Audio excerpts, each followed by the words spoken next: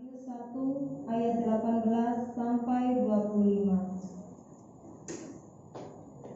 Matius 1 ayat 18 sampai 25 yang menyatakan kelahiran Yesus Kristus.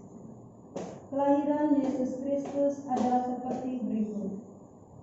Pada waktu Maria ibunya bertunangan dengan Yusuf, ternyata ia mengandung dari Roh Kudus sebelum mereka hidup sebagai suami istri.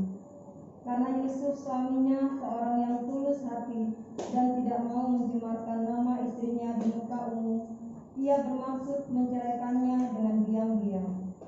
Tetapi ketika ia mempertimbangkan maksud itu, malaikat Tuhan nampak kepadanya dalam mimpi dan berkata, "Yusuf, anak Daud, janganlah engkau takut mengambil Maria sebagai istrimu, sebab anak yang di dalam kandungannya adalah dari Roh Kudus. Ia akan melahirkan anak laki-laki dan engkau akan menamakan dia Yesus, karena dialah yang akan menyelamatkan umatnya dari dosa mereka." Hal itu terjadi supaya genaplah yang difirmankan Tuhan oleh Nabi. Sesungguhnya anak darah itu akan mengandung dan melahirkan seorang anak laki-laki, dan mereka akan menamakan dia Immanuel, yang berarti Allah menyertai kita. Sesudah bangun dari tidurnya, Yusuf berbuat seperti yang diperintahkan malaikat Tuhan itu kepadanya. Ia mengambil Maria sebagai istrinya, tetapi tidak bersetubuh dengan dia sampai ia melahirkan anaknya laki-laki, dan Yusuf menamakan dia Yesus. Demikianlah pembacaan Alkitab. Hendaklah perkataan Kristus diam dengan segala kekayaannya di antara kamu, dan ucaplah syukur kepada Allah.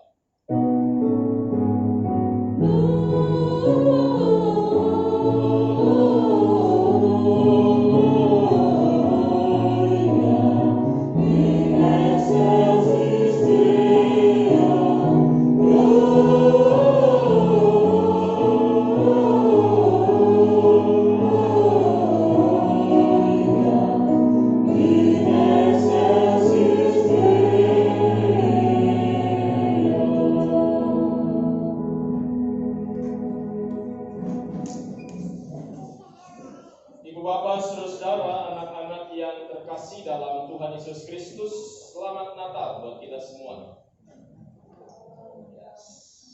Saya berharap kita semua bersukacita di hari Natal ini. Juga kita semua tetap sehat, tetap menjalani kehidupan kita dengan penuh harapan kepada Tuhan. Nah, Bapak Ibu Saudara, sebelum saya memulai renungan ini, dari semalam itu saya agak bertanya-tanya, berpikir-pikir gitu ya. Kenapa? Karena di satu sisi saya bersyukur, tapi di sisi lain juga ada harapan yang muncul saat saya bersama-sama dengan Bapak Ibu di 2 malam ini merayakan Natal bersama-sama. Kenapa? Karena di Natal ini Natal kedua buat saya di Air Hidup Kamal gitu ya. Artinya ada wajah-wajah yang selama 1 tahun saya ada di sini jarang-jarang saya lihat. Ada wajah-wajah mungkin baru, atau ada wajah-wajah, ada orang bilang muka baru stok lama begitu ya. Yang jelas bahwa ada beberapa wajah-wajah meskipun tertutup masker begitu ya, tapi saya bisa lihat ada yang baru dan jarang-jarang saya lihat. Artinya saya bersyukur karena bisa melihat dan bisa berjumpa dengan Bapak Ibu saudara-saudara sekalian. Dan tadi juga saya sampaikan ada harapan dari saya pribadi dan juga mungkin rekan-rekan majelis jemaat dan juga warga jemaat agar persekutuan kita atau perjumpaan kita bukan cuma sekedar waktu di hari Natal saja dan nanti di hari Paskah begitu ya. Tapi mudah-mudahan ya kita sering-sering ketemu gitu ya. Kita harus pakai prinsip sebuah iklan produk rokok begitu ya, yang punya prinsip itu nggak ada lu nggak rame. Artinya bahwa kita berharap bahwa kehadiran kita meramaikan situasi, meramaikan juga jemaat kita yang memang tidak banyak ini, gitu ya. Kita tahu Bapak Ibu jemaat dari hidup Kamal ini nggak begitu banyak.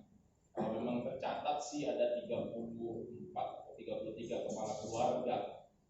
Tapi kalau diperhitungkan yang aktif ya nggak sampai juga segitu gitu ya. Jadi saya berharap bahwa semangat Natal ini, semangat di mana kita boleh dikumpulkan Tuhan kembali dengan melihat berbagai macam hal yang Tuhan nyatakan bagi jemaat ini, juga mendorong kita, memberikan semangat buat kita untuk juga terus lebih aktif di tengah-tengah persekutuan ini. Saya yakin Bapak Ibu yang jarang-jarang kesini pasti kaget juga ya. Kaget nggak? Lihat perubahannya jemaat ini. Kalau saya lama nggak ketemu, kemudian lihat ada yang berubah pasti kaget, gitu ya.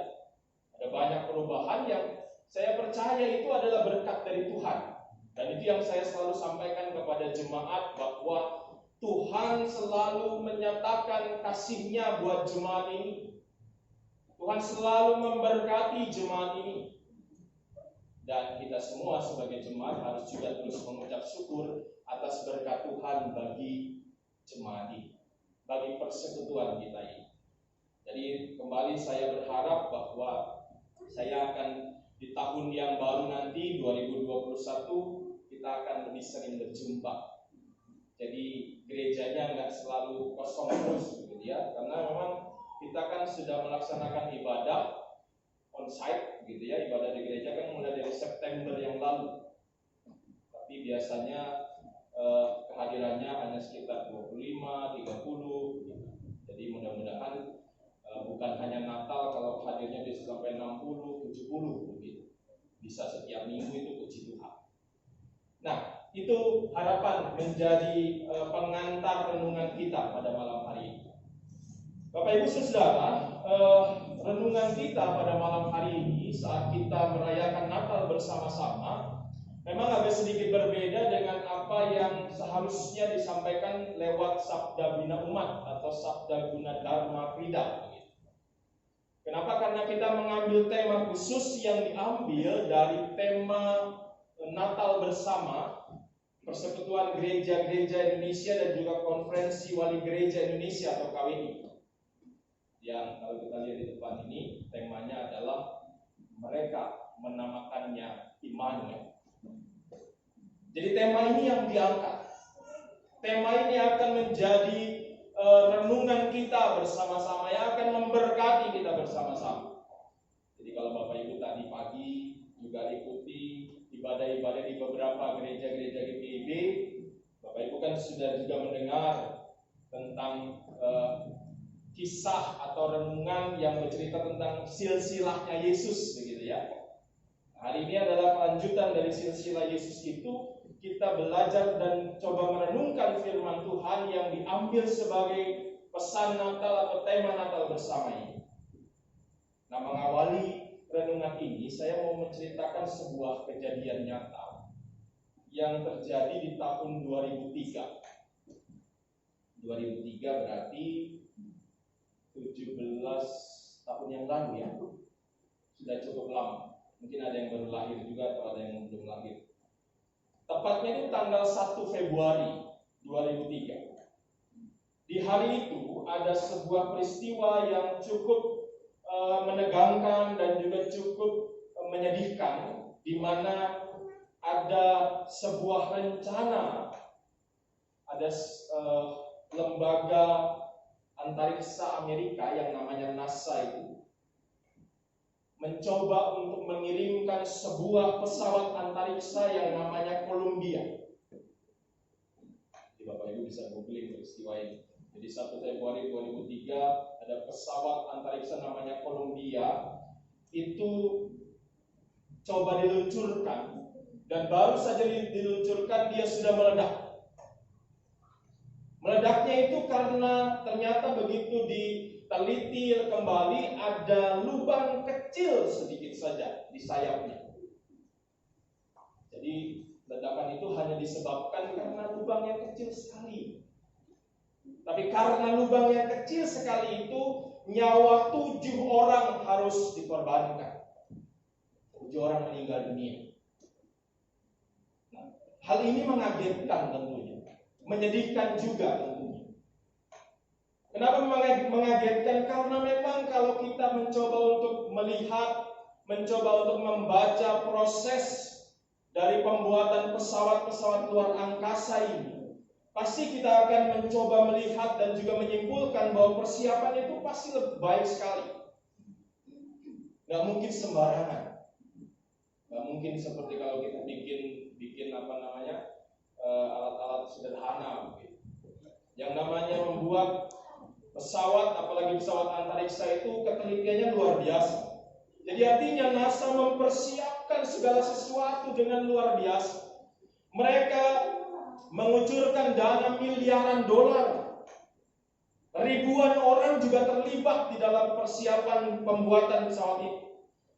Bahkan kita juga tahu untuk menjadi seorang astronot, ini kan syaratnya luar biasa hebat, begitu ya. Gak sembarangan orang bisa jadi astronot. Jadi pilot saja susah, begitu ya, apalagi jadi astronot.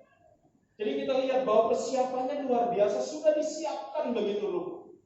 Tapi ternyata apa yang sudah direncanakan itu tidak berjalan sesuai dengan harapan. Nah, dari peristiwa ini Bapak Ibu, kita juga melihat hal yang serupa terjadi. Apa itu? Bahwa ada sebuah rencana yang tidak berjalan dan juga tidak terwujud sesuai dengan apa yang diharapkan. Dan itu juga yang terjadi dalam kehidupan seorang bernama Yusuf. Kalau tadi malam kita juga mendengar firman Tuhan yang menyatakan hal yang juga serupa saat malaikat Tuhan Gabriel mendatangi Maria, yang juga mengubah semua rencana Maria. Hari ini kita juga belajar ada sosok Yusuf yang juga rencana kehidupannya itu berubah. Jadi Bapak Ibu, Yusuf dan Maria ini sudah sejak kecil dijodohkan. Jadi pasangan Yusuf dan Maria ini memang sebenarnya sudah dijodohkan sejak kecil. Ya, mungkin dalam budaya itu adalah budaya umum di masa itu.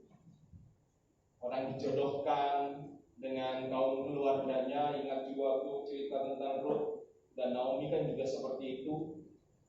Dan bahkan sampai dunia-dunia agak modern begitu di abad 20 itu juga masih terjadi, sehingga kita pernah ingat ada sebuah film serial di TVRI judulnya Siti Nurbaya begitu ya, yang menceritakan juga tentang perjodohan karena harus membayar hutang. Jadi Yusuf dan Maria sudah dijodohkan, dan mereka saat itu sudah masuk dalam proses atau dalam tahap pertunangan. Jadi sebenarnya kalau dalam budaya orang-orang Israel waktu itu, mereka sudah dianggap orang yang menikah meskipun belum boleh kumpul bersama, belum boleh hidup bersama. Jadi orang semua tahu bahwa Yusuf dan Maria bertunangan, mereka adalah pasangan yang akan menikah. Nah tentunya untuk mencapai semua rencana mereka untuk membangun keluarga, mereka juga mempersiapkan segala sesuatu untuk menikah. Saya memang nggak bisa memastikan karena juga di Alkitab nggak disebutkan kapan sih awalnya rencana Yusuf dan Maria ini mau menikah. Tapi yang jelas saat Tuhan lewat malaikatnya datang menyampaikan pesan bahwa akan hadir Yesus dalam kehidupan mereka, mereka mungkin belum punya tanggal pasti kapan menikahnya. Tapi yang jelas mereka sudah merencanakan semua itu. Mereka sudah mempersiapkan semua itu. Tapi tiba-tiba yang terjadi adalah malaikat Tuhan datang. Kemudian kita ingat tadi malam kan pesannya buat Maria ini kan ada sebuah perjuangan ya, ada hal yang mungkin bisa dipandang baik tapi juga ada yang dipandang tidak baik. Dan yang jelas bahwa apa yang terjadi kepada Maria dan Yusuf ini punya resiko yang besar. Resiko di mana Maria saat itu harus juga mempertaruhkan nama baiknya. Demikian juga Yusuf. Mereka mempertaruhkan akan merasa malu mereka untuk menerima apa yang Tuhan sampaikan. Maria menerima itu. Tadi malam kita dengar ya, Maria mengatakan, "Terjadilah seperti kehendakmu itu." Nah, hari ini lewat firman Tuhan, dalam cerita yang serupa itu, Yusuf juga menyampaikan hal yang serupa. Bahwa pada akhirnya meskipun dikatakan di awal-awal di ayat 19, Yusuf mau menceraikan Maria supaya mereka tidak malu begitu. Mungkin sebenarnya kalau saya merenungkan ini, menafsirkan ini, sebenarnya yang dipertaruhkan bukan Maria. Ini laki-laki banget Yusuf, egois. Bahwa dia sebenarnya bukan menjaga, bukan mau mencemarkan nama istrinya, tetapi mau menyelamatkan diri juga sebenarnya. Yang malu sebenarnya kan Yusuf.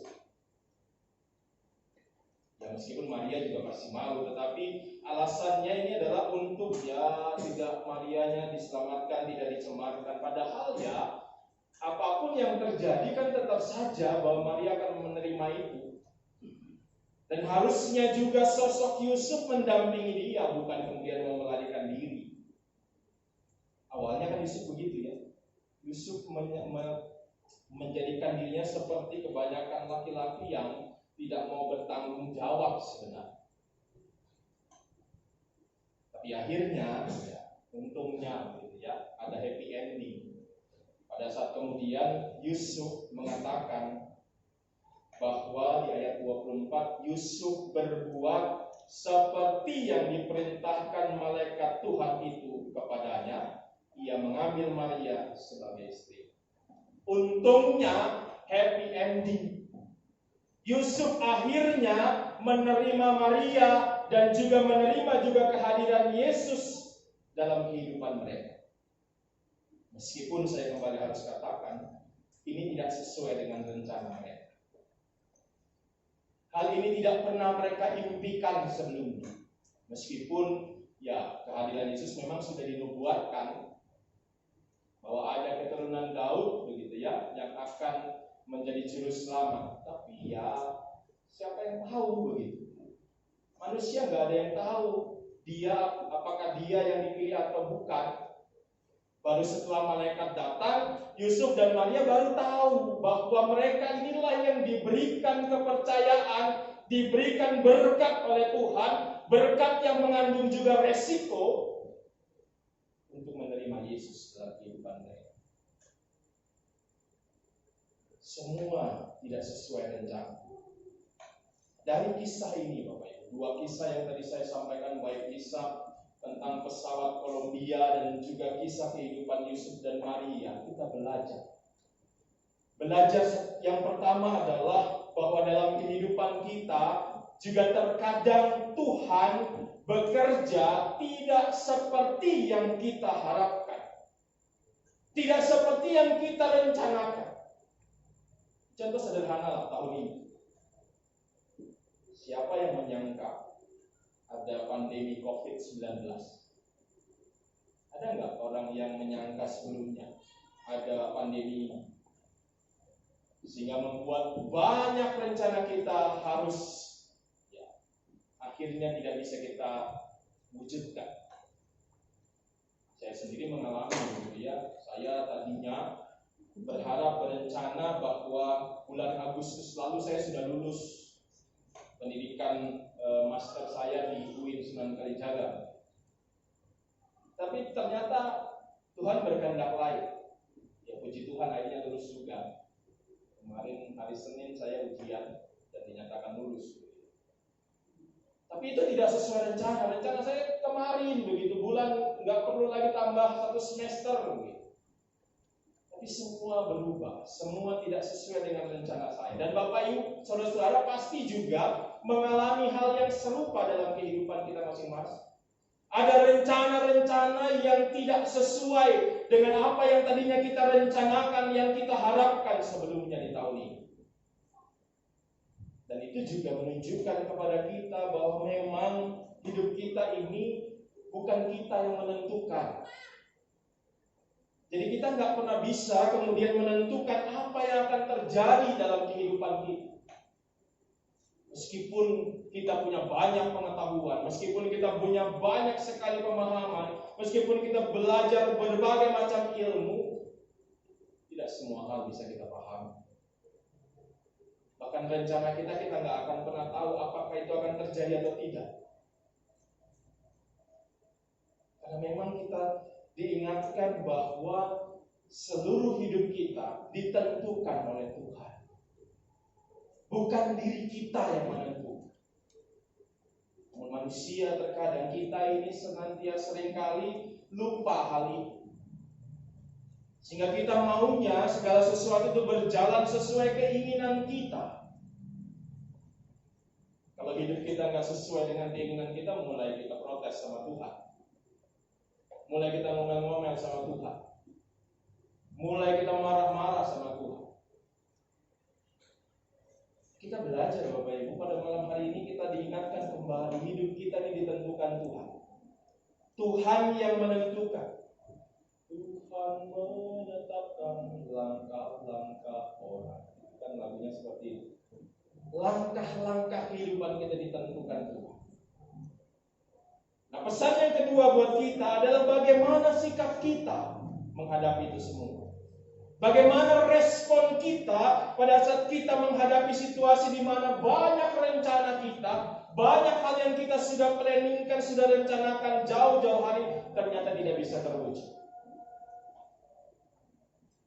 Apakah kita mau marah-marah? Apakah kita hanya tenggelam dalam kesedihan?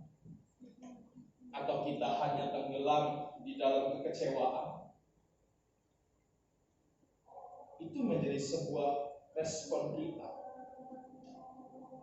Kalau dalam bahasa anak-anak sekarang, apakah kita juga mau move on begitu? Kalau kita belajar dari apa yang dicontohkan di teladan Yusuf dan Maria, kita belajar bagaimana mereka tetap taat mengikuti apa yang Tuhan kehendaki. Meskipun sulit, meskipun membuat mereka hidup dalam pandangan orang dan direndahkan orang, hidupnya susah. Bahkan gambaran itu digambarkan waktu Yesus lahir saja susahnya minta ampun kan? Siapa sih orang tua yang mau anaknya itu lahirnya di tempat-tempat yang rendah begitu ya? Meskipun selalu jadi perdebatan, Yesus ini lahirnya di mana sih? Di kandang atau di bawah rumah? Atau di mana, atau di gua, atau di mana begitu. Tapi yang jelas bahwa tempat kelahiran Yesus adalah tempat yang hina, tempat di mana tidak ada satupun orang tua mau anaknya dilahirkan di sana. Kita kan mau anak kita lahirnya di rumah sakit yang terbaik, dengan proses medis yang terbaik, itu yang kita mau. Itu kan digambarkan juga dalam narasi dan lagu tadi. Tidak ada kain linen yang terbaik, tidak ada kain-kain, tidak ada hal-hal yang baik waktu Yesus lahir. Tidak ada yang mau seperti itu. Saya percaya Yusuf dan Maria juga nggak mau seperti itu. Tapi itulah yang terjadi dalam kehidupan mereka. Tuhan izinkan itu semua sebagai tanda bahwa Tuhan mau hadir dalam kehinaan, dalam kerendahan, untuk sama seperti kita manusia. Luar biasanya Tuhan. Tuhan yang mulia, yang kita seringkali pandang sebagai Tuhan yang di sorga, tahtanya luar biasa, tiba-tiba harus hadir sebagai manusia, bahkan bukan cuma sekedar manusia, manusia dalam tingkat yang paling rendah. Buat apa itu semua? Buat siapa itu semua? Kalau bukan buat kita. Jadi kita harus bersyukur kalau Tuhan hadir buat kita. Meskipun seluruh hidup kita tidak bisa kita atur, ada hal-hal yang tidak sesuai dengan apa yang kita rancangkan, tapi kita belajar untuk seperti Yusuf dan Maria. Mari kita tetap taat, menerima apapun yang Tuhan izinkan terjadi dalam kehidupan kita. Jangan mengeraskan hati kita dengan keinginan-keinginan kita. Karena belum tentu keinginan kita adalah keinginan yang terbaik dari Tuhan. Tadi kita percaya sesuai dengan firman Tuhan di dalam Yeremia 29 ayat 11, rancangan Tuhan buat kita adalah rancangan damai sejahtera. Rancangan yang terbaik buat kita. Tinggal apakah kita mau ikut rancangan Tuhan atau tidak. Nah, pesan yang ketiga buat kita semua. Kita sudah diperlihatkan, diingatkan. Hidup kita ini gak seindah mimpi-mimpi. Hidup kita tidak selalu seindah harapan-harapan kita.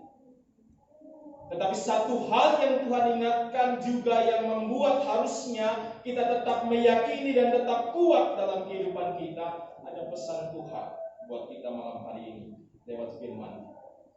Dalam ayat 23 dikatakan, sesungguhnya anak darah itu akan mengandung dan melahirkan seorang anak laki-laki, dan mereka akan menamakan dia Immanuel, yang berarti Allah menyertai kita. Inilah pesan utama buat kita malam-malam hari ini. Meskipun kita diperhadapkan dengan berbagai situasi yang tidak kita harapkan, situasi yang membuat kita harus bergumul, harus menderita, tapi ingatlah, kita punya Tuhan yang selalu menyertai kita. Kita punya Tuhan yang selalu ada buat kita, yang selalu tidak akan pernah meninggalkan kita. Hanya kehadirannya dikatakan Immanuel. Meskipun kan namanya ini kan bukan nama asli begitu ya. Karena anak mereka itu dinamakan Yesus panggilannya. Immanuel adalah sebutan bahwa Allah hadir bagi manusia, mau tunjukkan bahwa Allah juga tidak pernah meninggalkan kita manusia.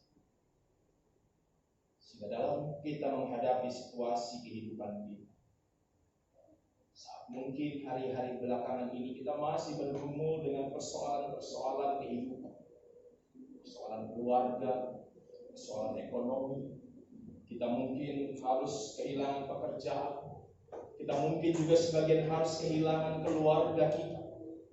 Kita mungkin saat ini tidak bisa menjalani kehidupan kita dengan bebas. Kita nggak bisa jalan-jalan dengan mudah, gitu ya. Sekarang mau jalan-jalan mahal, harus tes swab, antigen, mahal kan? Biasanya kan nggak perlu.